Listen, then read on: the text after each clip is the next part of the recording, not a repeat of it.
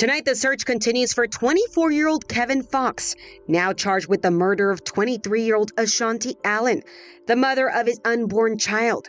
Her family is speaking with us. I cry because I miss her. I laugh because I miss her little humor. And then my tears start turning to anger. Her mother said it best. That right there is what grief looks like, when it still does not have answers. When you know something is wrong, but the world has not yet caught up to what you already feel in your gut. This is the story of Ashanti Allen, 23 years old, 8 months pregnant, killed by her baby daddy, who had multiple misconducts with the law. Before we get into what happened, I'd give you a moment to subscribe and turn on post notifications. You need to know who Ashanti Allen was, because this case does not start on April 10th, 2026. It starts with a young woman who was building something real. Ashanti was born on August 13th, 2002, and she grew up in Houston, Texas. By every account from the people who loved her, she was the kind of person who did not need to be in the middle of things. She kept to herself, stayed in her lane, did her work, and went home. She graduated from Marshall High School and went on to earn her degree at community college. After that, she landed a job as a patient care assistant at Ben Taub Hospital in Houston. And not just any job she was clocking into to pay bills. She genuinely loved it. Her father described her the way you would describe someone who had figured it out early. Go to work, come home, show up. She was 23 years old, and she had already built a foundation that most people twice her age were still chasing. Yeah, she was sweet. I mean, she went to community college, got a degree, and she was working for Ben Taub Hospital. She loved her job. She was doing good. She was great. She's 23 years old. She had a career, got pregnant, first baby. She was excited about that, and her life was going somewhere. It was going somewhere until, unfortunately, this happens. You know, the wrong people in your life. She had her own apartment on the 8700 block of Main Street near NRG Stadium. Her mother, Teresa Gaines Colbert, lived in the same complex. Close enough to check in, close enough to help without hovering. That proximity was everything, because these two were not just mother and daughter. They called themselves a duo, the kind of relationship where you do not have to explain yourself, because the other person already understands. At home, Ashanti was quiet, in the best way. She sang to herself and played with her dogs. She was not a woman wrapped up in drama or chaos. What you saw was what you got, and what you got was someone just trying to live her life right. By April 2026, she was 8 months pregnant with her first child, a boy she had already named Jackson. The pregnancy was high risk. There had already been complications that put her entire family on edge more than once. By those final weeks, the strain on her body was serious enough that she needed a wheelchair to get around. She could barely walk on her own. But even through all of that, Ashanti was planning. She was preparing. She had a hospital bag packed. She already had baby clothes set out.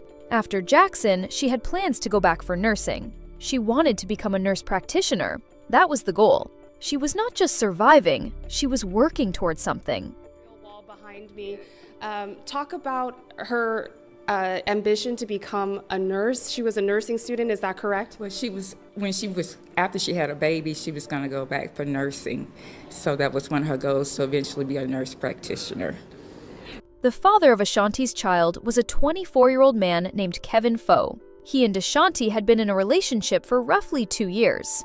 From the outside, Kevin appeared to be a decent enough presence. Ashanti's family welcomed him. He spent time in their home. He called her mother Mama. He went to church with them. As far as they could see, he was just the man their daughter had chosen. But there was another version of Kevin Faux, one that lived in court documents, not in family visits. Going as far back as 2019, Kevin had already been charged with aggravated assault. He was convicted and sentenced to 2 years in prison, which he served in 2020. In 2021, another assault charge surfaced, this time involving a different woman. That case was eventually dismissed, but the pattern was already there. Then in September of 2025, Kevin was charged with continuous violence against the family. a third-degree felony after multiple physical altercations with Ashanti. Specifically, he was booked into Harris County Jail. Because of his prior conviction, he was looking at anywhere between 2 and 20 years on this new charge. After 142 days inside, on February 19, 2026, Kevin's felony charge was reduced. The state agreed to bring it all the way down from a third-degree felony to a Class A misdemeanor, and he was sentenced to 280 days in Harris County Jail. In the plea agreement, Kevin admitted the allegations were true, and then he walked out 138 days early. No ankle monitor, no probation, nothing. Without parole. So yeah, but looking back at his criminal history, it was really interesting. It's that, I mean, he has a pattern of beating up women. In 2021, he got 4 years deferred adjudication, which is a fancy word for probation, and he beat up his girlfriend at that time. He didn't abide by any of his conditions, actually revoked his probation, and they sentenced him to 2 years in prison. Now, he could have gone to prison for up to 20 years. The sentencing range was 2 to 20. Obviously, he got the low end of that spectrum and got 2 years. So he comes back out, and then in 2025, he starts beating up Ashanti. I mean, he beat up a pregnant woman routinely in September, continuously, multiple times. So he gets charged with continuous family violence. Again, a felony subject to 2 to 20 years in prison. For whatever reasons beyond my comprehension, February 19th, they reduced the felony to a Class A misdemeanor, sentenced him to 280 days in jail, which sounds kind of good, but the problem was he already served 143 days, and by law and by policy, the day he pled guilty, he walked out of court a free man. None of Ashanti's family knew any of this. Not the September arrest, not the plea deal, not the domestic incidents that had already been documented. Ashanti had kept every single piece of it from them. She was protecting him and protecting them from knowing. Why? The last time Trissa physically saw her daughter was April 8th, 2026. They saw each other, talked, said their goodbyes the way they always did. That same night, April 9th going into the early morning hours of April 10th, the surveillance cameras at Ashanti's apartment complex captured something. Around 2:25 in the morning, Ashanti was seen leaving the complex with Kevin. He was reportedly the one driving her car. Prior to that, Ashanti had texted her mother saying she was feeling dizzy and would come get a key the next day. That was the last normal text Trissa would receive from her daughter's number. Less than 4 hours after that exchange, at 3:50 in the morning, a new message came through on Trissa's phone from Ashanti's number. It reads, "I'm leaving. I'm not coming back." Trissa woke up and saw it later that morning, and she said she knew immediately. The timing was wrong. The tone was wrong. The words were wrong. Her daughter was 8 months into a high-risk pregnancy. She could barely walk. She had been feeling dizzy just hours before. She was not going anywhere in the middle of the night. Yes, when I first received that text message that was sent to me at 3:50 a.m. on April the 10th, I think I saw about the afternoon time when I woke up, and I knew that didn't come from my daughter because my daughter was feeling weak. She can barely walk. She was constantly fainting, and I even had to give her my wheelchair to get around in. That's how bad off she was. So when I seen that text, I already knew that wasn't from her. What none of them knew yet was what had happened in the minutes before that text was sent. 4 minutes earlier, at 3:46 in the morning, Kevin had sent a text to a woman that read, "I'm a felon, and I took someone's life." And before that, at 3:17 a.m., he had called that same woman on FaceTime. Hay was outside, in a wooded area, sweating, frantic. He told her he had hurt someone. He turned the camera. He showed her. His first text to her after that call read, "I had to fight for my life." Trissa didn't waste time. She went to the apartment manager and got the key to Ashanti's unit. Everything was still there. The hospital bag, the baby's things, everything she would need. But the car, Trissa's white Lincoln SUV that Ashanti had been using, was gone. She filed a missing persons report with the Houston Police Department and told them directly if anything happened to her daughter, Kevin Faux did it. Meanwhile, Trissa's son tracked Ashanti's phone. It pinged at Kevin's mother's house, a woman named Kimberly Young. The family went over. Kimberly said the phone wasn't there. She called Kevin. Kevin told them he had not seen Ashanti in over a week. The family called for a welfare check. And while they waited for police to arrive, Kevin pulled up in Trissa's car. Trissa walked straight up to him. She asked him how he ended up behind the wheel of her vehicle if he had not seen her daughter in over a week. He would not answer. She asked where Ashanti was. He would not answer. She asked for the key, then found it on him and took it herself. And so I informed her sister and her brother what was going on. And thanks to my son, he was like a PI. He tracked the phone. It was pinging at Kevin's mom's house. So he went over there to find out why was her phone pinging. Of course, she's like, oh, her phone is not here. And so she called Kevin, put him on speaker, and then I started asking questions. He told me that he hadn't seen my child in over a week. And you knew that was a lie? Yes. And so, sum it up for that day, we had called the police to do a welfare check because our phone was pinging there. We waited about 4 hours. While we were sitting there waiting, he pulls up in my vehicle. Wow. And I immediately jumped out and I asked him, how did you get my vehicle if you have not seen my child in over a week? He wouldn't answer. I said, where's my daughter? He wouldn't answer. I said, where's my key? It's around my waist, and I just snatched it off of him. Before police arrived, Kevin removed a bin of clothing from the area. Inside that muddy shoes. When officers finally showed up, Trissa pointed it out. She felt it wasn't taken seriously enough. After the family left, Kevin returned to Kimberly's house. Kimberly didn't call the police. On April 10th, the same day Ashanti's family was out there searching, Kevin went to the welfare office, applied for food stamps, and got approved. He went to the mall. He cleaned out Trissa's car thoroughly, including removing a decal from the vehicle. Then he boarded a Greyhound bus to Jefferson Parish, Louisiana, where he had a woman waiting. Someone he had connected with online, someone he had never met in person before that day. He was funding all of it with Ashanti's debit card. When he got to Louisiana, he told this woman he was connected to a missing persons investigation involving his baby's mother, and asked her not to look it up online. Back in Houston, Texas Equisearch founder Tim Miller set up a command post on Buffalo Speedway near Airport Boulevard. Volunteers deployed ATVs and drones across wooded areas, bush lines, and bayou banks. The Black and Missing Foundation joined the effort, circulating Ashanti's flyer across the country. Trissa made a direct public appeal to her daughter. Pumpkin, everybody is searching for you. It is spread it over 100,000 times. Everybody is concerned, especially me and your father. Everybody wants you back safe so that we can see your beautiful baby boy being born. I miss you, Pumpkin. Mommy loves you. The family also sent a message directly to Kevin. You were the only suspect. You are the only suspect. You have nowhere to hide. Be a man and come forward.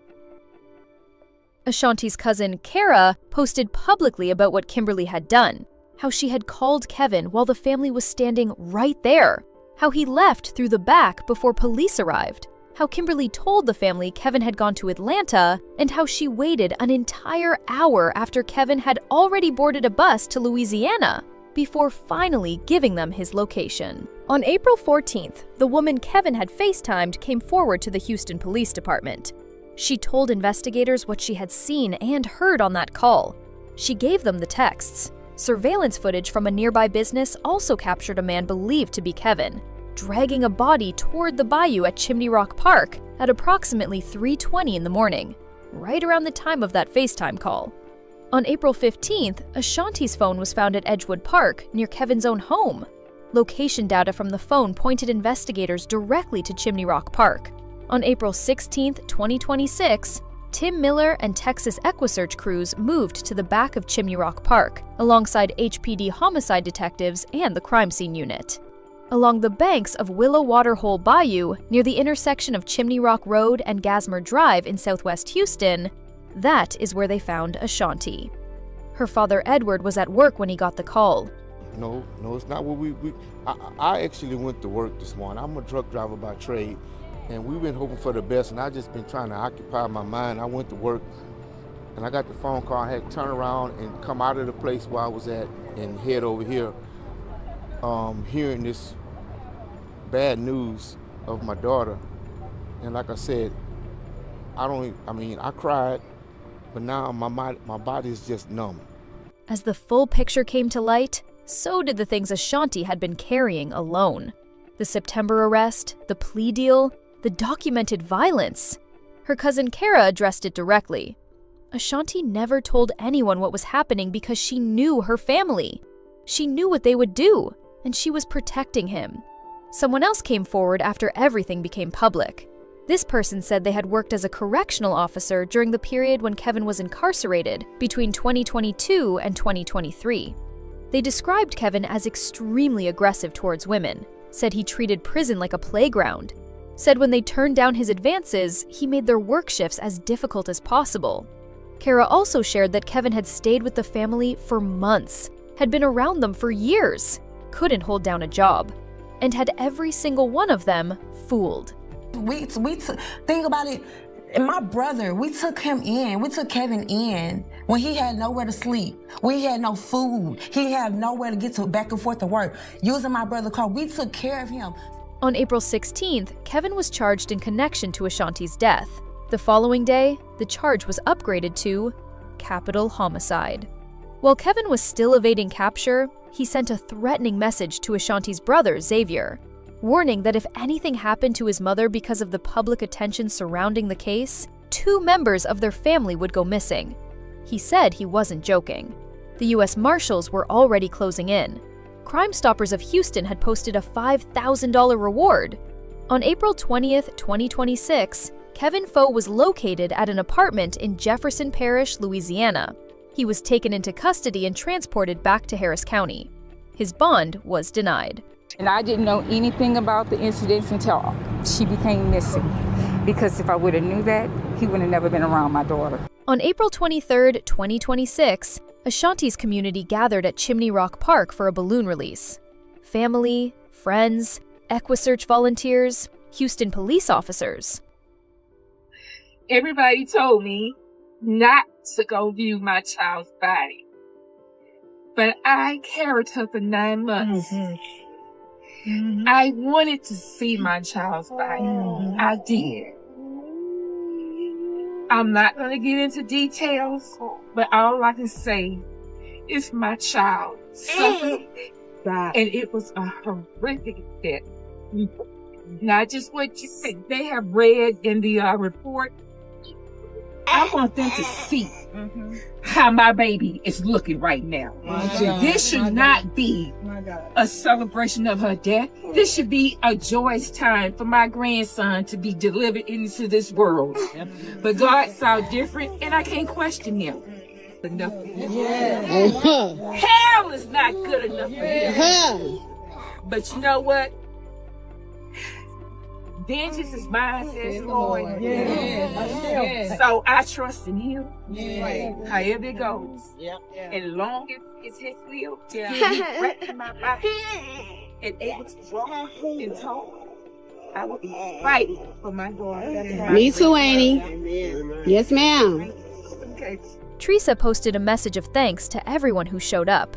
She ended it with a call to action, to keep sharing, to keep talking about DV situations, because it does not discriminate. On April 26, 2026, Ashanti Allen and her unborn son Jackson were laid to rest at Forest Park, Missouri City Funeral Home in Missouri City, Texas. Would you say this wall is a good representation of what she enjoyed in life? Oh, yes. Everything. It's beyond what I could have even imagined. Like I said, she's a wrestling fan, of course. CM Punk was her favorite. football. She loved to sing. She read her Bible. She knew God. And this is her beloved dog that had passed right there. And then the names of the other dogs that she had. My baby girl, Marshall High School, medical assistant and everything. And that table there, she loved R&B and hip hop, and a couple of her favorite movies over there. So he wouldn't tell us how he was going to do it, but I'm just speechless because I couldn't have created this. Kevin Faux is currently held in the Harris County Jail, no bond, awaiting trial on 2 counts of capital homicide, 1 for Ashanti, 1 for Jackson. His defense attorney has declined to comment. Teresa has stated she will be at every single court hearing. She wants the maximum penalty, and she wants the Harris County judicial system to get it right this time, after a plea deal reduced a documented, repeat domestic abuser's felony charge to a misdemeanor and let him walk out of jail months early with no supervision. And I pray that the Harris County judicial system do the right thing and do not fail my daughter a second time. The system needs to do something with this kid. He just can't walk the streets and do it to another girl. Ashanti Allen was 23 years old. She was 8 months pregnant. She had a job she loved, a mother who was her best friend, and a son she had already named. She was a woman who tried to see the best in people, and that, as her mother said, cost her everything. If you are in a relationship where you have had to hide things from the people who love you most, where you are covering for someone at the cost of your own safety, please reach out. The National Domestic Violence Hotline is available 24 hours a day, 1-800-799-7233. You can also text START to 88788. You don't have to carry that alone. Rest in peace, Ashanti. And rest in peace, Jackson.